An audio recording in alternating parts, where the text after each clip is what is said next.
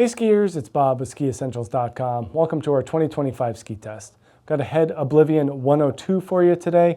This ski kind of snuck up on us last year, and I want to ski it more and more as time goes by because I was intrigued to start and then kind of plateaued and then found more to like about the ski the next few times I was on it. So it's kind of been a little bit of a learning curve for me. I've always really enjoyed twin tips in this width range, and this Oblivion 102 offers some very unique things, most notably a carbon construction, which isn't very typical of a lot of twin tips in this range.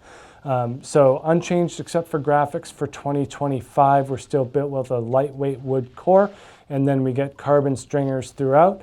We also get a PET stringer through the middle, so that was a Cole Richardson input, the pro skier that helped design these skis. He wanted to make them a little bit more eco-friendly. So PET is just basically recycled soda bottles in a compressed format. So they're replacing some of the wood with that PET material. Doesn't seem to jeopardize the performance of the ski at all. This thing totally rips. If they can keep that performance at or about the same level and lower that carbon footprint, I'm all for it. So great innovations there from Head to bringing that green technology into the ski, and then adding a carbon laminate as well just goes a long way at making this 102 stand out from other skis in general, and as well as the narrower skis in the Oblivion range, the 84 and the 94, which are wonderful skis in their own right. But this thing just has a different kind of mentality to it. It doesn't mean that it's less of a freestyle twin tip, but it does have more capabilities. So you feel that carbon like we feel in that core series of skis, really deliver a ton of energy and grip to the mix. So this 102 carves and turns considerably better than a lot of other twin tips in this range, especially because it comes in at a lighter weight. Most other twin tips really need to pack more stuff in order to get that stability and power. This is the 181, and I will say I want to temper my full review until I get on the 189, because I think that'll kind of open up a different dimension of performance. But the 181, it's never felt too short. I just want to know what else is out there. 1,775 grams. So for the performance that you're getting at that weight, this is pretty remarkable. And you also kind of feel that it has more capabilities as a turner despite its long turn shape. So 22.8 meter turn radius here in the 181. That's pretty long, and if you go to the 189, it's going to be long, 24, 25 or something like that, which you don't really see those numbers a whole lot these days. And one of the reasons is if they're too stiff, you can't access it. But these have a nice even flex to it, so you can really find that radius and you can access the entirety of it. I feel like for a twin tip, you can make just incredibly round and poised turns on this ski.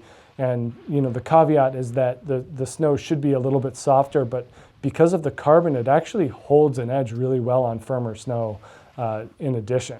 So pretty cool stuff from Head, just kind of incorporating some of that core technology, that carbon construction into more of a playful ski.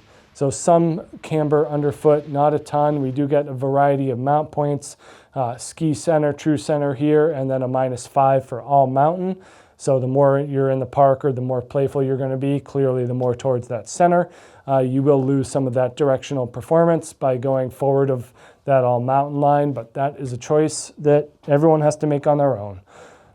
Pretty long rocker. It kind of starts lower and is very gradual, and then we kind of get that traditional twin tip shape to it with minimal taper. So that edge actually extends all the way out to where it goes. I mean, it doesn't stop. There's no taper to this ski. Very traditionally shaped and profiled ski, this 102.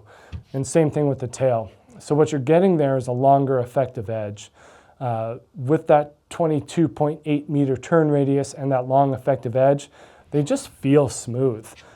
That's the big difference here. With a full sidewall, long turn radius, long effective edge, these Oblivion 102s are just a different animal. And that's why I'm kind of interested in that longer length to really see if it accentuates the kind of the attributes that I like about this 181. I'm curious as to see that 189 and how it compares.